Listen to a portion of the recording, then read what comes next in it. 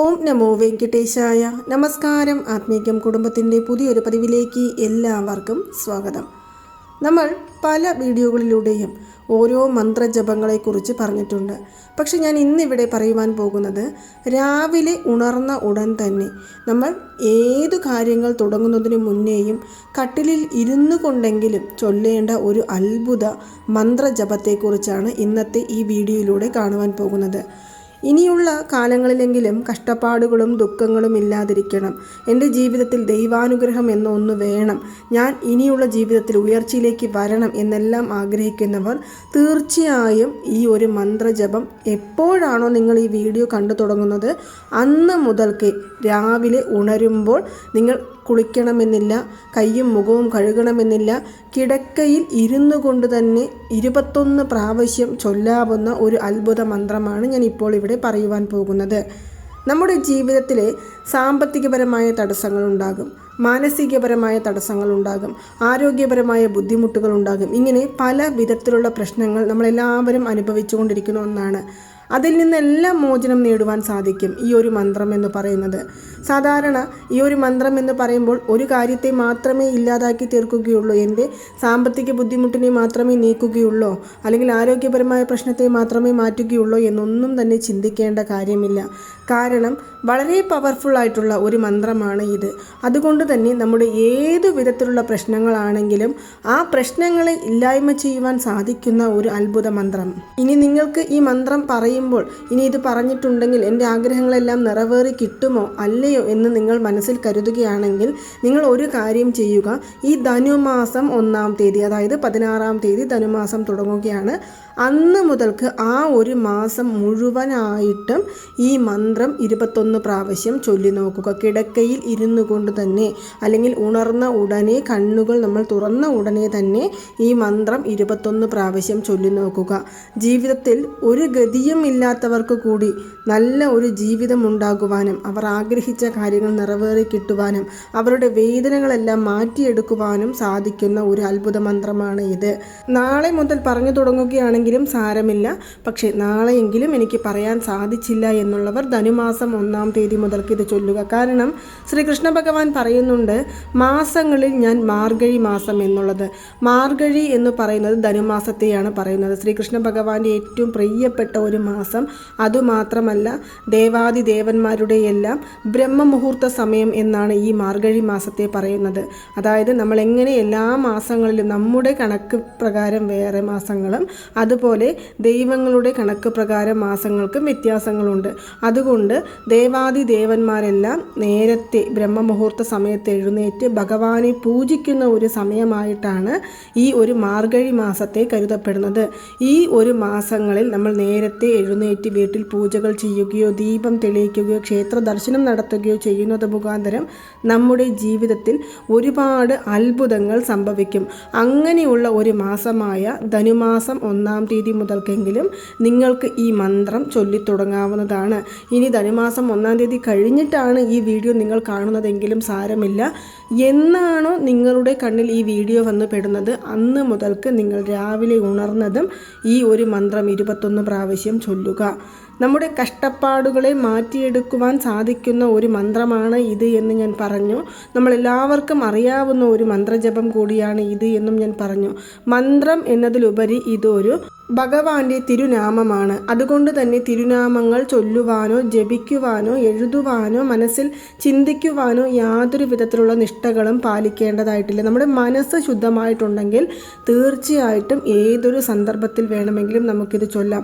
ഒരു പക്ഷേ നിങ്ങളിൽ പലരും ഇത് ഇടയ്ക്കിടെ ചൊല്ലുന്ന ഒരു മന്ത്രമായിരിക്കാം, നിത്യേന ചൊല്ലുന്ന മന്ത്രങ്ങളായിരിക്കാം, അല്ലെങ്കിൽ നമ്മൾ ക്ഷേത്ര ദർശനത്തിന് പോകുമ്പോൾ പറയുന്ന മന്ത്രജപമായിരിക്കാം. അറിഞ്ഞോ അറിയാതെയോ ആണ് ഈ മന്ത്രം ചൊല്ലുന്നതെങ്കിൽ പോലും പൂർണ്ണഫലം ലഭിക്കുന്ന ഒരു മന്ത്രമാണ് ഞാനിപ്പോൾ ഇവിടെ പറയുന്നത്. മന്ത്രം ഇതാണ്: ഓം മധുസൂദനായ നമ. ഓം മധുസൂദനായ നമ. ഈ മന്ത്രമാണ് രാവിലെ എഴുന്നേറ്റ ഉടൻ കിടക്കയിൽ ഇരുന്നു കൊണ്ടെങ്കിലും നമ്മൾ ജപിക്കേണ്ടത്. പല വിധത്തിലുള്ള മന്ത്രങ്ങൾ നമ്മൾ ചൊല്ലുന്നുണ്ടാകാം, അല്ലെങ്കിൽ പല വഴിപാടുകൾ ചെയ്യുന്നവരുണ്ടാകാം, ക്ഷേത്ര ദർശനങ്ങൾ നടത്തുന്നുണ്ടാകാം. എങ്കിലും സാരമില്ല, നിങ്ങൾ ഈ ഒരു മന്ത്രം രാവിലെ കണ്ണ് തുറന്ന ഉടനെ തന്നെ ഇത് ചൊല്ലി നോക്കൂ. നമ്മുടെ ഒരു ദിവസത്തിൻ്റെ തുടക്കം തന്നെ ഭഗവാന്റെ തിരുനാമത്തോടു കൂടി ആകുന്ന സമയത്ത് ആ ദിവസം മുഴുവൻ നമുക്ക് നന്മകൾ മാത്രമേ വന്നു ചേരുകയുള്ളൂ. നമ്മൾ ആഗ്രഹിച്ച കാര്യങ്ങൾ നിറവേറി കിട്ടും. അതുമാത്രമല്ല, തടസ്സപ്പെട്ടു കിടക്കുന്ന കാര്യങ്ങളെല്ലാം തന്നെ ആ തടസ്സങ്ങൾ മറനീക്കി മാറുകയും അതിലൂടെ നമുക്ക് പുതിയൊരു ജീവിത വഴിപ്പാത തിരഞ്ഞെടുക്കുവാൻ സാധിക്കുകയും ചെയ്യുന്നതായിരിക്കും. ഒരുപാട് പേരുകളുണ്ട് ഭഗവാന്, മാധവൻ, ഗോവിന്ദൻ, കേശവൻ എന്നിങ്ങനെ. എങ്കിലും മധുസൂദനായ നമ എന്നുള്ള ഈ മന്ത്രം ജപിക്കുമ്പോൾ അതീതമായ നന്മയാണ് നമ്മളെ തേടി വരുന്നത്. നമുക്കെല്ലാവർക്കും അറിയാം, ഭഗവാന്റെ ഓം നമോ ഭഗവതേ വാസുദേവായ എന്നുള്ള മന്ത്രം ജപിച്ചാൽ ഭഗവാന്റെ 12 തിരുനാമങ്ങൾ ജപിച്ചതിന് തുല്യമാണ് എന്നുള്ള കാര്യം. അതായത് കേശവായ നമ, നാരായണൻ, മാധവൻ, ഗോവിന്ദൻ, വിഷ്ണു, മധുസൂദനൻ, ത്രിവിക്രമൻ, വാമനൻ, ശ്രീധരൻ, ഋഷികേശൻ, പത്മനാഭൻ, ദാമോദരൻ എന്നിങ്ങനെയുള്ള 12 പേരുകളാണ് ഭഗവാന് ഏറെ പ്രിയം എന്നും പറയുന്നുണ്ട്. ഇതിലെ ഓം നമോ ഭഗവതേ വാസുദേവായ എന്നുള്ള മന്ത്രത്തിലെ 6ാമത്തെ അക്ഷരമായ വാ എന്നുള്ള അക്ഷരം കുറിക്കുന്നത് മധുസൂദനൻ എന്നാണ്. ഭഗവാന്റെ സ്തോത്രങ്ങളിൽ ഏറ്റവും പ്രധാനപ്പെട്ട ഒന്നാണ് ശ്രീ മധുസൂദന സ്തോത്രം എന്നുള്ളത്. അത് ചൊല്ലിയ ഫലമാണ് നിത്യവും നമ്മൾ മധുസൂദനായ നമ എന്നുള്ള മന്ത്രം അല്ലെങ്കിൽ തിരുനാമം ജപിക്കുന്നതിലൂടെ നമുക്ക് നേടിയെടുക്കുവാൻ സാധിക്കുന്നത്. നമ്മുടെ മനസ്സിലെ നെഗറ്റീവ് ശക്തികളെ ഇല്ലാതാക്കുവാൻ, നമ്മുടെ അഹങ്കാരത്തെ ഇല്ലാതാക്കുവാൻ, നമ്മുടെ കോപത്തെ ശമിപ്പിക്കുവാൻ, നമ്മുടെ മനസ്സിലുള്ള തെറ്റായ ചിന്തകളെയെല്ലാം ഇല്ലാതാക്കുവാൻ സാധിക്കുന്ന ഒരു അത്ഭുത മന്ത്രമാണ് ഇത്. ഇത് നിത്യവും ജപിക്കുന്നതിലൂടെ നമ്മുടെ മനസ്സിലെ എല്ലാ നെഗറ്റീവ് ശക്തികളും ഇല്ലാതാവുകയും അതിലൂടെ നമ്മുടെ ജീവിതത്തിൽ ഐശ്വര്യവും സമാധാനവും വന്നു ചേരും. നമ്മളിൽ പലരും പല സന്ദർഭങ്ങളിലും എത്രമാത്രം ക്ഷമയോടുകൂടി ജീവിക്കണമെന്ന് ആഗ്രഹിച്ചാലും അതിന് ചില സന്ദർഭങ്ങളിൽ സാധിക്കില്ല. അത് മുഖാന്തരം നമുക്ക് ഒരുപാട് നഷ്ടങ്ങൾ സംഭവിക്കുന്നുണ്ട്, വേദനകൾ നമ്മൾ അനുഭവിക്കേണ്ടതായിട്ട് വരുന്നുണ്ട്. അങ്ങനെയുള്ള നമ്മുടെ മനസ്സിനെ നിയന്ത്രിക്കുവാനോ അതിൽ നിന്ന് വരുന്ന ദേഷ്യത്തെയോ കോപത്തെയോ പ്രശ്നങ്ങളെയോ നമുക്ക് നിയന്ത്രിക്കുവാൻ സാധിക്കുന്നില്ല. അങ്ങനെയുള്ള നിയന്ത്രണങ്ങൾ ഇല്ലാതെ വരുന്ന സമയത്ത് അതിലൂടെ നമുക്ക് ഒരുപാട് ദുഃഖങ്ങൾ നേരിടേണ്ടതായിട്ട് വരുന്നുണ്ട്. അതിലൂടെ ഒരുപാട് പ്രശ്നങ്ങൾ നമ്മളെ തേടി വരുന്നുണ്ട്. അങ്ങനെയുള്ള പ്രശ്നങ്ങളെല്ലാം തന്നെ ഓം മധുസൂദനായ നമ എന്നുള്ള ഈ മന്ത്രം നമ്മൾ നിത്യവും ജപിക്കുന്നതിലൂടെ നമ്മൾ മനസ്സ് ശാന്തമാവുകയും നമ്മുടെ ജീവിതത്തിലെ പ്രശ്നങ്ങളെല്ലാം ഒന്നൊന്നായിട്ട് പെട്ടെന്ന് എല്ലാം ഇല്ലാതായി തീരുമെന്ന് ഞാൻ ഒരിക്കലും പറയുന്നില്ല. ഓരോന്നായിട്ട് പതുക്കെ പതുക്കെ നമ്മുടെ മനസ്സിലെ കറകളെല്ലാം നീക്കി അതിൽ ഭഗവാൻ കുടികൊള്ളുകയും ഭഗവാൻ കുടികൊള്ളുന്ന മനസ്സിൽ എപ്പോഴും എന്തുണ്ടാകും? ഐശ്വര്യവും സമാധാനവും സന്തോഷവും ഉണ്ടാകും. അങ്ങനെ നമുക്ക് ഭഗവാനിലേക്ക് കൂടുതൽ അടുക്കുവാൻ സാധിക്കുന്ന ഒരു മന്ത്രമാണ് ഓം മധുസൂദനായ നമ എന്നുള്ള ഈ മന്ത്രം. ഞാൻ ആദ്യം തന്നെ പറഞ്ഞത് എന്താണ്? ഇതിന് യാതൊരു വിധത്തിലുള്ള നിഷ്ഠകളും നമ്മൾ പാലിക്കേണ്ടതായിട്ടില്ല.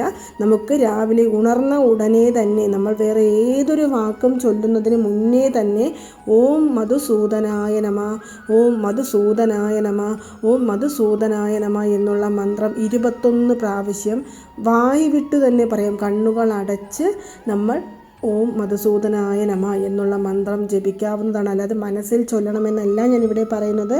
നമുക്ക് ശബ്ദത്തോടു കൂടി തന്നെ ഈ മന്ത്രം ജപിക്കാവുന്നതാണ്.